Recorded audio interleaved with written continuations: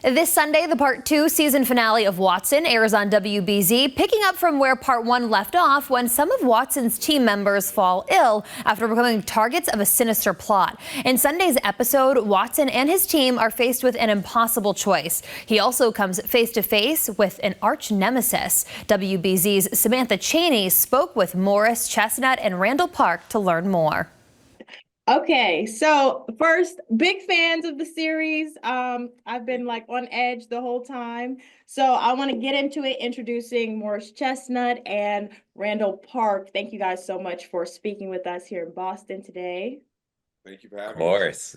Okay, so we're going to be talking about the hit series Watson. And first, Morris, I want to ask you, this show is really combining an old detective storyline. It starts out with that, but you're really bringing it into the new age, right? New storytelling.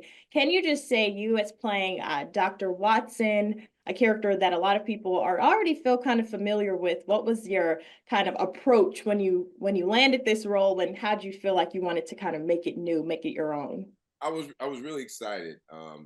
First and foremost, to portray an iconic character, an iconic mythology is just a tremendous opportunity.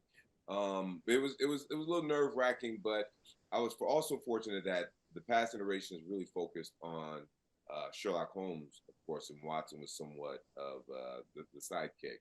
And there've been some tremendous Sherlock Holmes performances. There've been some tremendous Watson performances, but this being set in Pittsburgh, being a completely new iteration with respect to the mythology, allowed me the freedom to kind of, do some things on my own.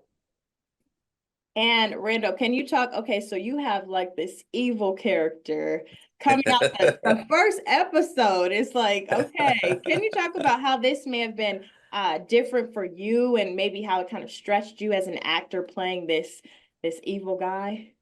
Yeah, I mean, I rarely get asked to play evil. I don't know, something I guess about me just screams kind of amiable and and somewhat unassuming, but I think that was all by design in terms of how this Moriarty was conceived by the creator of the show, Craig Sweeney. He wanted this Moriarty to catch people off guard and to lure them in with his kind of everyday, everyman kind of persona, but really deep down, he's extremely diabolical and dangerous, and that was just so fun to play.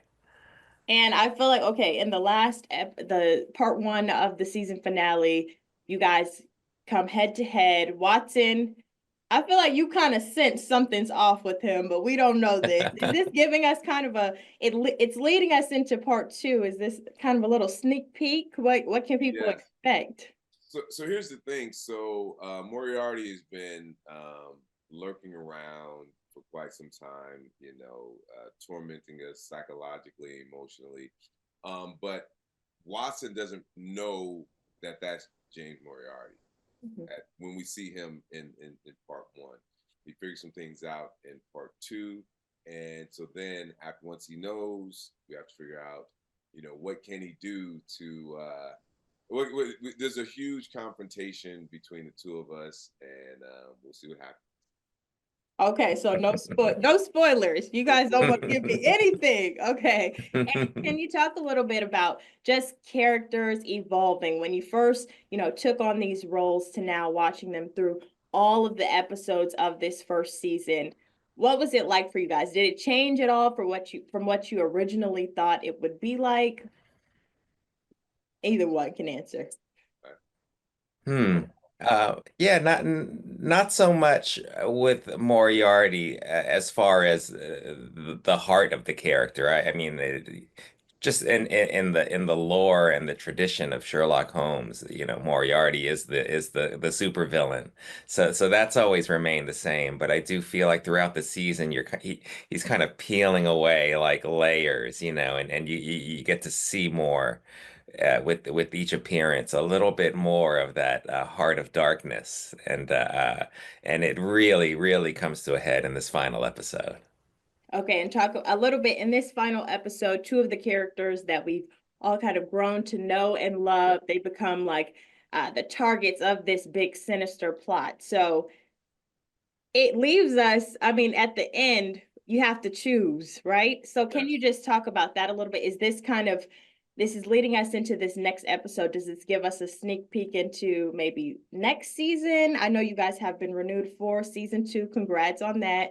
Talk a Right. little bit about that, Morris. You can take this one. Sure, sure. So, yes, at the end of part 1 of the season finale, we were left with both of the two twin doctors are very ill, and we only have enough medicine to save one of them, and we really can't decide which one. So Watson has to flip a coin that was given to him by Sherlock, which was the only way. So in part 2, the audience will get to see which one lives and which one doesn't. So it's going to be very interesting for audience to see. I mean, I can't reveal too much, of course, but it's a very interesting ending to what happens with the medicine. Okay, well, I'm excited to see. Can you give me just for season 2, maybe any themes, anything that, you know, us fans can look forward to?